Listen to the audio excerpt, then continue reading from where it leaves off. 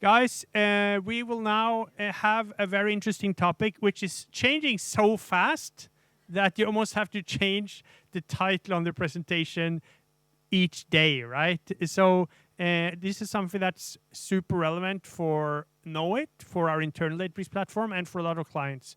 So Michelle, thanks a lot for coming, and good luck on the talk. And give an applause. Thank you so much. Can you guys hear me all right? Yes. Perfect. So hi, everyone. So nice to see all of you here today.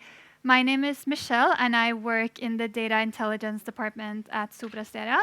And I'm also one of the organizers of the Oslo Databricks user group, together with Vitaly. And I use Databricks a lot in my day-to-day work. Right now, I'm working with sustainability data and measuring environmental impact, so that's pretty cool. There's been some talk about name changes today, and as you guys figured, my presentation is no exception. Databricks is moving quite quickly with some of its features lately. So I think it was on Thursday. So I've been living under a rock the past couple of weeks. I've been so busy with way too many projects, and then I think it was last Thursday, I received a notification from LinkedIn on my phone. And I see it's Julia, and she was promoting the user group Meetup. And I'm like, oh, cool, let me check it out. So I went to check her post, and I see that she changed the name of my talk. And I was like, okay, I'm confused. Like, did I miss something? And I did a quick Google search. And as it turns out, Databricks One, as was to be the topic of my talk today, does not exist anymore as a separate product. And it's now just called Genie. And this Genie now sits alongside a whole range of other Genie features in Databricks, and that can get a bit confusing. And apparently, I wasn't the only one who raised an eyebrow at this, as you can see from my LinkedIn feed from last week. There were also some Oprah memes, like, you get a Genie, and yeah, you get it. And for this talk, I wasn't really sure how to go about this name change. Since a large reason for why I wanted to talk about Databricks One to begin with is that my impression was that a lot of data engineers or data professionals hadn't even heard about it. But they've heard about Genie. But if I say Genie and I mean the topic of this talk, there's a good chance that it's not the Genie that comes to mind for you. So I decided that before we get started, we should quickly align a little bit on terminology. What happened last week is that Databricks repositioned its capabilities, known as Databricks One, as a part of its Genie offering. And the Genie umbrella consists of two main product families. There is Genie, often referred to as AI BI Genie, which is aimed at business users. And then there is Genie Code for AI-assisted development, similar to Claude Code or GitHub Copilot. I'm sure a lot of you are familiar with it. And in the context of the newly announced next generation of Genie, this is the relevant Genie, the AI BI Genie, for now at least. And as you probably know, the old AI BI Genie lets users ask natural language questions within scoped Genie spaces in the Databricks workspace. And therefore, interactions happen through the workspace interface, which, let's be honest, is not always easy to navigate for business users who are AI BI Genie's target audience. Databricks, they recognized this, and as a result came Databricks One. It was introduced in the summer of last year as a simplified interface for business users.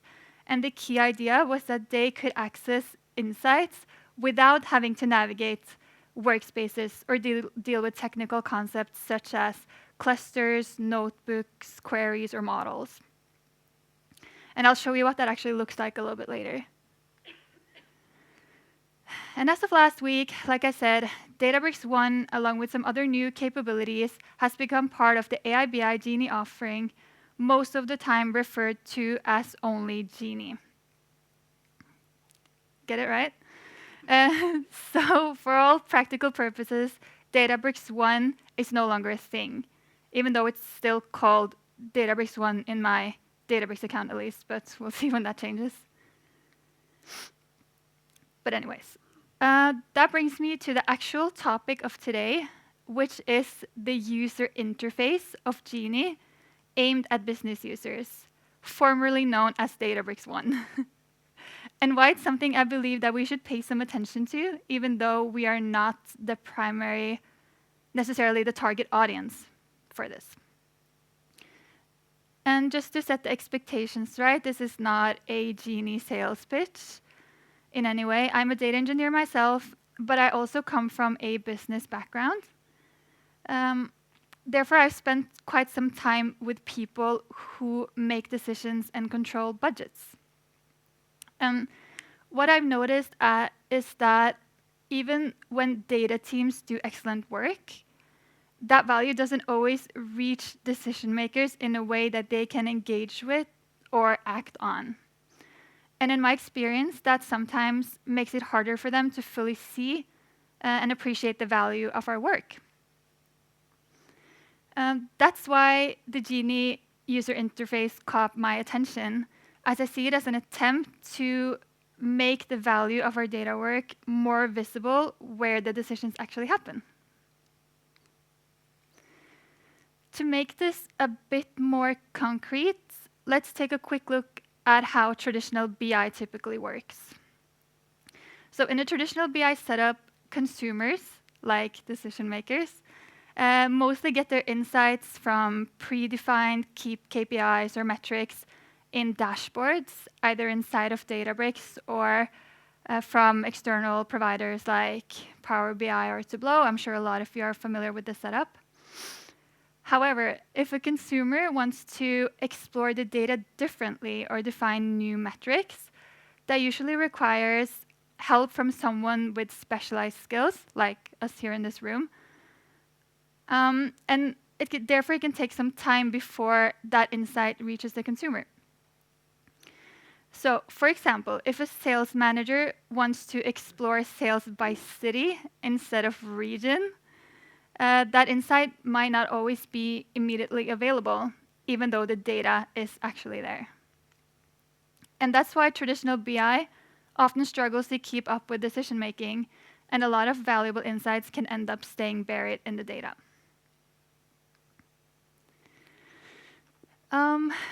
With the rise of AI and large language models, getting answers from data has become a lot easier. And people are getting increasingly comfortable with just asking questions to get insights. Many data and BI platforms have adapted similar capabilities. Databricks is no exception. But in practice, business users still have to navigate fairly complex environments, like full workspaces, in order to access them. So even though the technology is there, the experience is not always where the decision makers actually operate. I haven't seen too many decision makers operate in my Databricks workspaces, at least. I don't know about you guys. So the Databricks Genie UI, formerly known as Databricks One, is one attempt at bringing the experience closer to the business users. So instead of asking business users to adopt to the platform, I would say that the platform is adapting to the users by meeting them with a clean interface that is similar to that of Google or ChatGPT, an experience that centers around asking questions and exploring outcomes. I can somehow never get through a single presentation without a food-related metaphor. Some of you who heard me talk before know this already.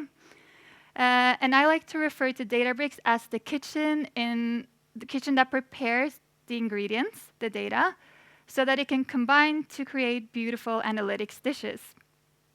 And in this context, the Genie UI would be the kitchen in which the analytics dishes are consumed by the business users. And for those of you who haven't seen it yet, this is what the dining room experience looks like. It's a clean interface, as you can see, where users can view already existing Databricks assets, such as dashboards and reports, and Databricks apps.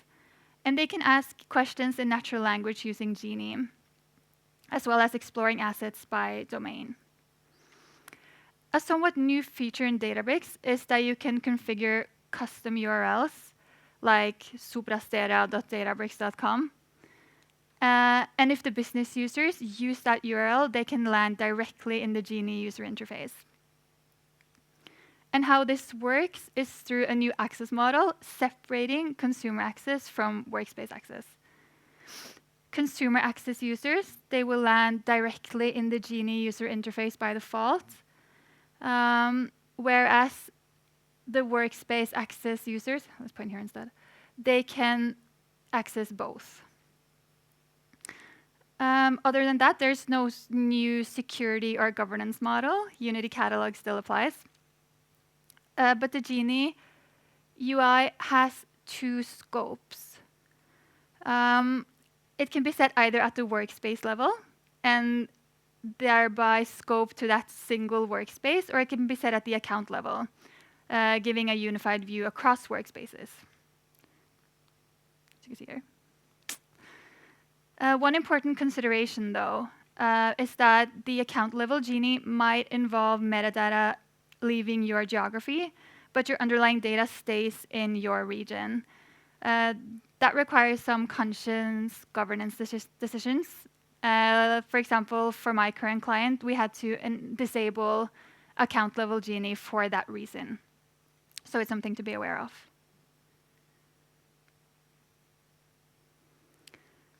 And everything in the Genie UI is built on what already exists in Databricks. And it's not confined to the context of a single Genie space, as opposed to the old AIBI Genie, as I mentioned. This also means that enabling the Genie UI won't save you from fundamental issues like unclear metrics, messy data, or poor governance. More likely that it will expose it.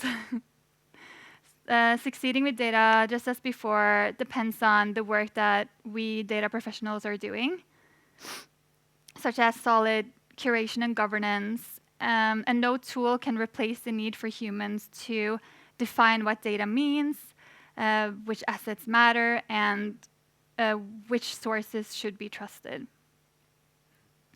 One relief, though, is that responses to questions in the Genie UI prioritize higher trust sources, such as certified Genie spaces or governed dashboards, in order to reuse logic that already exists. And in the end, as you can see from this little demo that I borrowed from Databricks, the answers show up in a way that most business users already understand, making it easier to both act on the data and recognize the value of the work behind it. I had Lovable make me this beautiful illustration, by the way, of Genie bridging the gap. Because I think that Databricks' focus on the business user experience is an interesting signal of where Databricks believes value actually gets realized. Value doesn't necessarily always come from or directly from producing the data, but it comes from making informed decisions based on that data. And I think it's worth it for us, even if we're data engineers, to pay attention to Genie if it can help us bring those closer together. It doesn't help us build anything, but it can help magnify the impact of what we build. So should you enable the Genie user interface for your business? That's up to you. But I hope this talk at least gave you a useful lens or perspective, or maybe just another tool to help the work you're already doing have the impact that it deserves. Thank you so much.